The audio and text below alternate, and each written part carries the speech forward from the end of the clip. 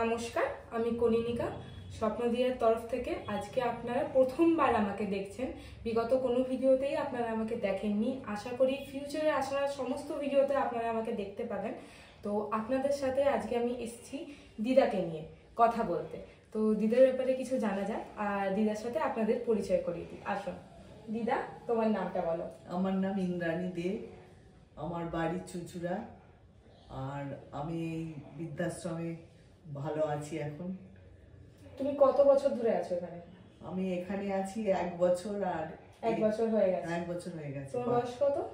আমার এখন 66। 66? হ্যাঁ। সেপ্টেম্বরে তোমার জন্মদিন ছিল, রাইট? হ্যাঁ। সেলিব্রেট করেছো? হ্যাঁ, অবশ্যই। Belated happy birthday. Thank you. দিদা খুব ভালো মতো কাটিয়েছে জন্মদিনটা অ্যাকচুয়ালি। আচ্ছা দিদা, তুমি তোমার ব্যাপারে আমাদের কিছু বলো, যেটা শুনে আমাদের অডিয়েন্সরা জানতে পারবে তোমার ব্যাপারে কিছু।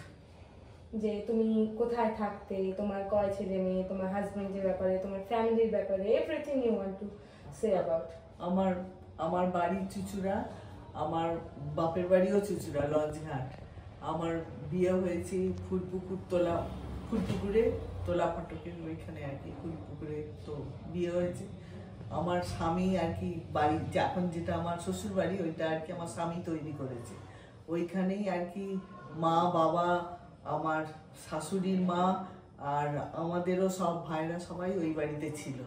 তারপর ওরা সব বিয়ে হয়ে সব যে যার নিজের বাড়িতে গেছে আর কি, বাড়ি করে গেছে আর কি প্রত্যেকে। আর আমার ছেলে মেয়ে ছোটোর থেকেই এইসব দেখেই মানুষ হয়েছে, কিন্তু এখন তো তারা কেউ আর নেই। আমার স্বামী মারা গেছে 19 সালে, ব্যাংক অফ ইন্ডিয়াতে কাজ করতেন উনি। আর উনি মারা যাওয়ার পর আর কি মেয়ে বললো যে মা তুমি একদম একলা হয়ে গেছো বাড়িতে, একটা তোমার সঙ্গী হলে ভালো হবে, এই কথাও বলতে পারবে, তোমার সময়টাও কাটবে। দিয়ে ও বিয়ের জন্য ভাইয়ের জন্য পাত্রী দেখতে আরম্ভ করলো। এই শাদি.com এর থেকে। তোমার এক ছেলে এক মেয়ে? এক ছেলে এক মেয়ে। আচ্ছা।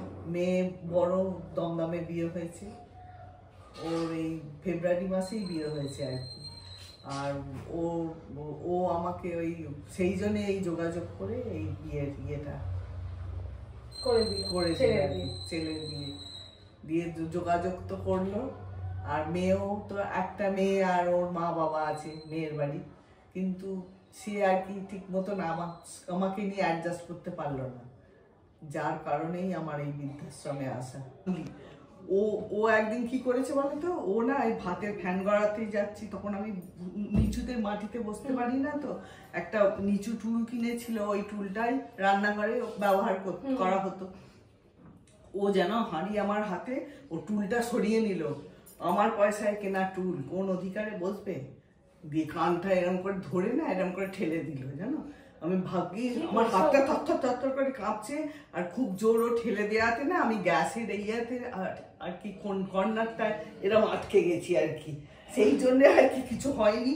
কিন্তু আমার যদি পায়ে ফ্যানটাই করতো বলো। কি বলছো তুমি? হ্যাঁ, তারপরে পুলিশে গিয়েছিলাম তো, পুলিশ তো বললো লিখিত বয়ান দাও, দিয়ে জমা দাও, দিয়ে ইয়ে করো। দিয়ে পুলিশ থেকে ছেলেকে স্কুল থেকে ডেকে পাঠালো, দিয়ে বললো যে 3 দিনের মধ্যে তোমরা ওপরে শিফট করো। আমি বললাম যে জন্ম তো দিয়েছি, বাড়ি থেকে তাড়িয়ে দেবো না, ওদেরকে ওপরে থাকতে বলুন, আমি নিচে থাকবো, আর কোনো সমস্যা থাকবে না, খালি সিঁড়ি দিয়ে নিচে নেমে যাবে। কিন্তু জানো থানা থেকে পুলিশ ডেকে বলে দেওয়া সত্ত্বেও করলো না, সেই নিচেই আমার রান্নাঘরে ব্যবহার করছে। আর কি বলবো বলো তো, আর আমারই ডাইনিং টেবিলে বসে খাচ্ছে, আর এরকম করে সব সময় পেছনে লাগছে।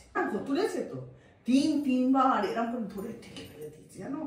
আর এমনি আমার চলাটা নড়নড়ে ছিল, তখন পায়ের ব্যথার জন্য এরকম করে ভগবানের দয়া। আবার বলছে যে আমি না, তখন ও বলছে ফেলে দিয়ে, বলছে ফেলিনি। দিয়ে আমার তখন না বটি নিয়ে, তরকারি কাটার বটি নিয়ে আমি হাতটার শিরা কাটতেই চলে গেছি ঘরে। ওর বাবা মা শুধু বলছে নাটক দেখাচ্ছে, ওসব অভিনয় করে দেখাচ্ছে আমাদেরকে যে মেয়ে আমার ইয়ে করছে। কি বদমাইশ দেখো, মা বাবা মেয়েকে বকা চলে গেল যে এটা দোষ, কোনটা অন্যায়, এগুলো বিচার করবে না। আর শাশুড়ির গায়ে আমরা তো 7 জনের চিন্তায় আনতেই পারি না। আমরা কত খেদে মরেছি আমার নিজের বাড়িতে, আর ও এইরকম এরকম করে কানটা ধরে ঠেলে ফেলে দিয়েছি, জানো। বিশ্বাস করো, একটা বর্ণ মিথ্যে। ছেলে কিচ্ছু না, ওই যে খালি আমি বললাম যখন ফোন ভেঙে দিয়েছিল, ভাঙা ফোন নিয়ে আমি থানায় যাচ্ছিলাম, তো ছেলে আমার তখন হাত দুটো ধরে এরকম করে বলছে, মা আমার সরকারি চাকরি করে খাই, আমার চাকরি চলে যাবে, তুমি থানায় বলো না ছিলাম। কি আমি তো ভাবতে পারি না, ঘেন্না হয়।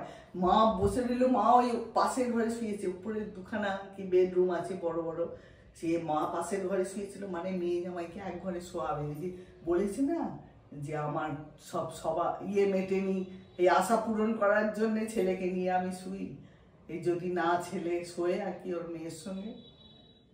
মাটাও তা সাপোর্টই বলবো না তো কি বলবো বলো, মা পুরো ছিল এখানে জানো।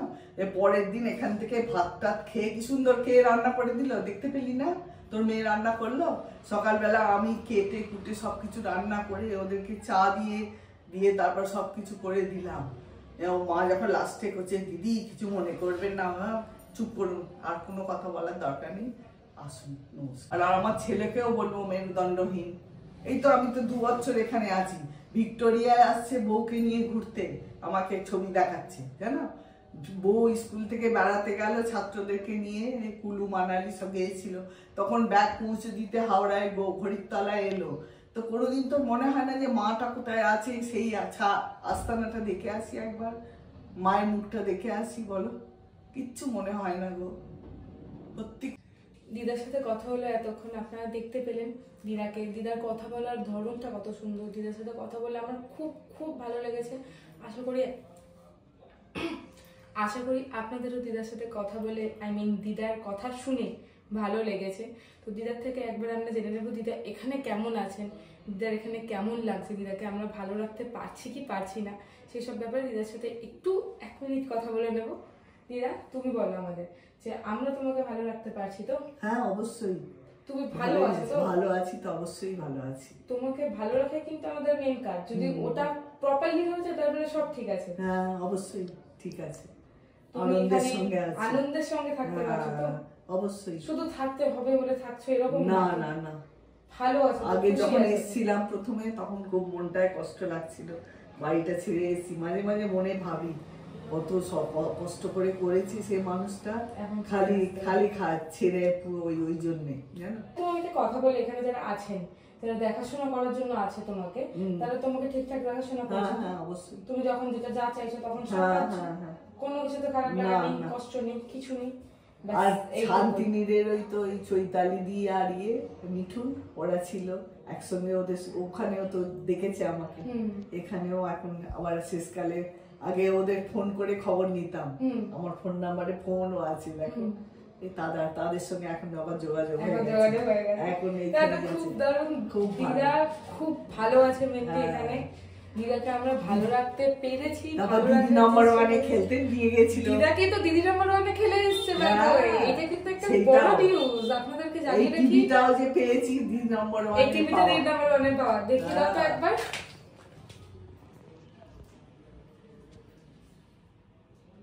ঠিক আছে, এই টিভিটা দিদা দিদি নাম্বার 1 থেকে জিতেছেন, আর দিদা দিদি নাম্বার 1-এ খেলতে গেছিলেন।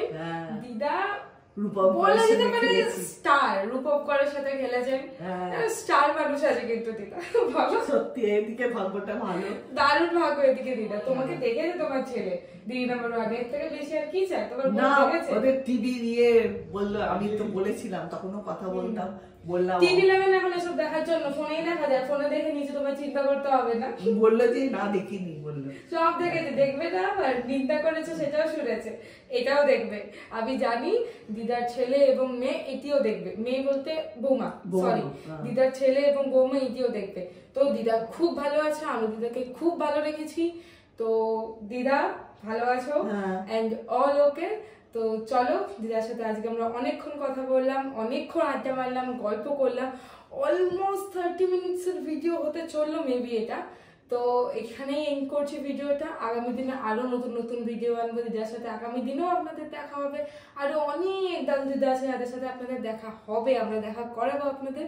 তাই জন্য চ্যানেলটাকে ফলো করে দিতে হবে, ইউটিউবে দেখলে সাবস্ক্রাইব করে দিতে হবে, একটা লাইক করে দিতে হবে, আর দিদার জন্য অবশ্যই একটা কমেন্ট করে যাবেন, যাতে দিদা সেই কমেন্টগুলো পড়ে আরো হ্যাপি ফিল করে। সাপোর্ট দিদা and support us also. Thank you from Swapnodiya Kaninika.